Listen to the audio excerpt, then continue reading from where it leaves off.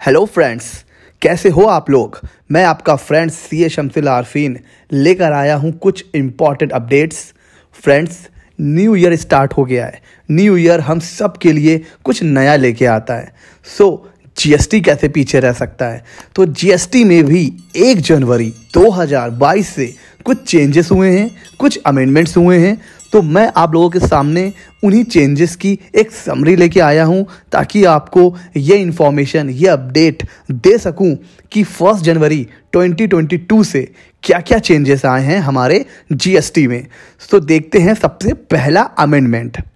Friends, पहले अगर आपको याद हो तो ITC, ठीक है, जितना परचेज पर आपने टैक्स GST पे कर रखा है उसको हम कहते हैं ITC। ये हमें सबको पता होगा, ये हमने पढ़ा है अपने GST प्रैक्टिशनर कोर्स में।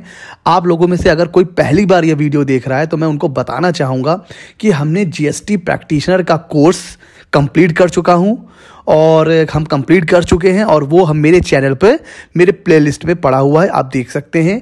इनकम टैक्स का कोर्स हम कवर कर रहे हैं। सो फ्रेंड्स, बिल्कुल भी देर नहीं करते हैं, देखते हैं कि क्या क्या चेंजेस हुए हैं। तो हम बात कर रहे थे ITC की। पहले ITC को चेक करने के लिए हमें GSTR 2A देखना पड़ता था। Then after GSTR 2B update हो गया।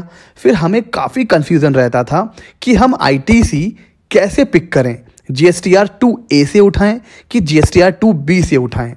उसमें भी एक रूल था कि जितना GSTR 2B में ITC आ रहा है उसका 5% मोर आप ले सकते हैं, ठीक है। अगर 100 रुपीज़ आ रहा है तो 105, ठीक है।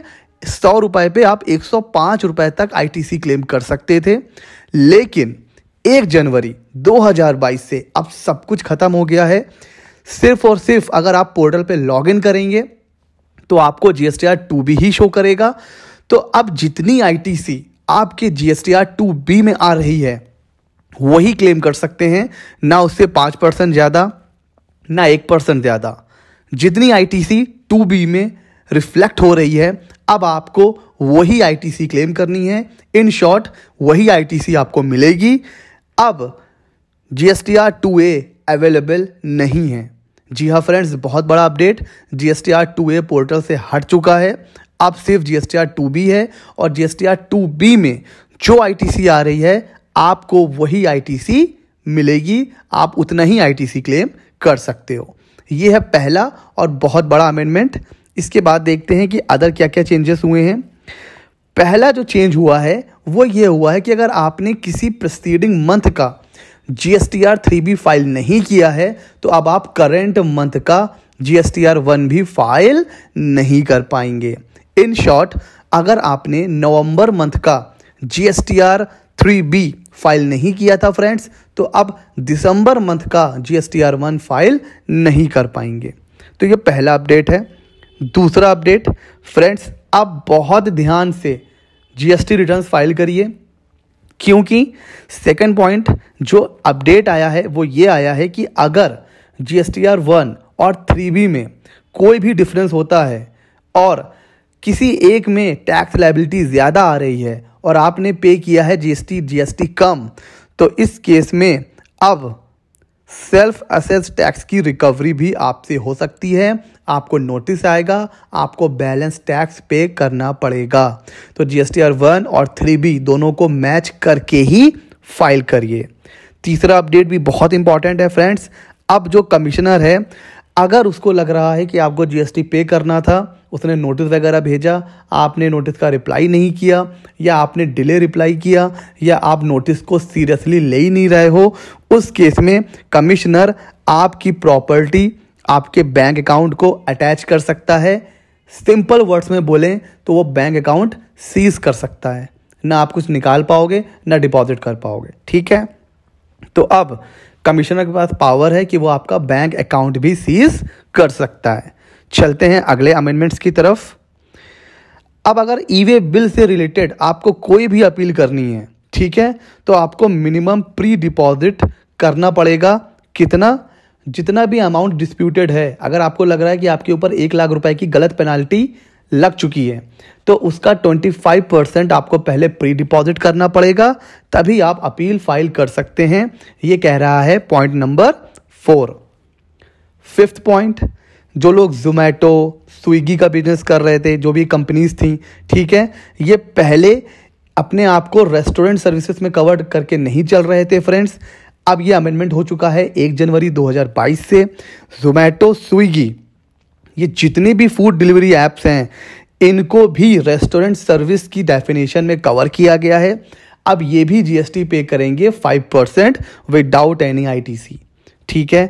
6 जो पॉइंट है वो कह रहा है, पहले जो कंपोजिट सप्लाई थी वर्क्स कॉन्ट्रैक्ट पर, उन जो गवर्नमेंट अथॉरिटीज़ को दी जाती थी वो 12% या एग्जेम्प्ट हुआ करती थी, बट अब 18% से उसके ऊपर जीएसटी एप्लीकेबल होगा। 12% नहीं, 18%। 7th पॉइंट ये कह रहा है कि अगर आपको रिफंड क्लेम करना है जीएसटी में, या अगर आपका जीएसटी कैंसिल हो चुका है उसको आपको रिवोक करना है, तो आपको आधार ऑथेंटिकेशन मैंडेटरी हो चुका है। मेरे फ्रेंड्स जो जीएसटी में लॉगिन करते हैं तो देखते होंगे एक पॉपअप आता है कि अपने जीएसटी को आधार से ऑथेंटिकेट कर लें। तो फ्रेंड्स अब अमेंडमेंट आ चुका है, आप बिना डिले तुरंत अपने अपने जीएसटी का आधार ऑथेंटिकेशन करवा लें।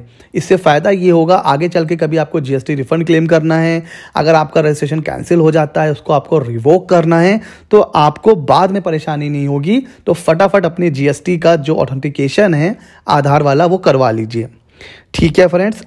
अपने चलते हैं पॉइंट नंबर 8 पर। पॉइंट नंबर 8 ये कह रहा है कि GST department can collect data from any person under GST. मतलब अगर किसी पर्सन का डेटा कलेक्ट करना है जीएसटी डिपार्टमेंट को, तो चाहे वो रजिस्टर्ड हो चाहे ना हो, किसी भी सोर्स से अब वो डेटा कलेक्ट कर सकता है। हालांकि ये अभी एप्लीकेबल नहीं हुआ है, अभी जो इसके रेलेवेंट प्रोविजंस हैं उनमें अमेंडमेंट होगा। तो जैसे ही अमेंडमेंट होगा, वो मतलब बिल पास हो चुका है तो ये अमेंडमेंट हो ही जाएगा। तो अब अगर जीएसटी डिपार्टमेंट चाहे तो किसी भी पर्सन से किसी और पर्सन का डेटा कलेक्ट कर सकते हैं, ठीक है फ्रेंड्स। तो ये थे कुछ छोटे बड़े चेंजेस जो 1 जनवरी 2022 से हो चुके हैं। ऐसे ही अपडेट्स अमेंडमेंट्स के लिए मेरे चैनल को सब्सक्राइब कीजिए। अपने करियर को एक अलग डायरेक्शन देना चाहते हैं, जीएसटी प्रैक्टिशनर बनना चाहते हैं, इनकम टैक्स प्रैक्टिशनर बनना चाहते हैं, उसके लिए मेरे चैनल को सब्सक्राइब कीजिए। और अगर आपके पास आपको लगता है कि वो स्किल है, ठीक है, कि आप हमारे साथ ग्रो कर सकते हैं अपनी प्रैक्टिस, अपना करियर, तो भी हमारे चैनल को सब्सक्राइब कीजिए। हमारा चैनल आप लोगों के लिए ऐसे ही मज़ेदार अपडेट्स, मज़ेदार कोर्स लाता रहता है। वीडियोस अच्छे लग रहे हैं तो लाइक करिए, चैनल को सब्सक्राइब करिए। मिलते हैं अपने अगले नॉलेजेबल वीडियो के साथ, तब तक के लिए थैंक यू, गुड बाय।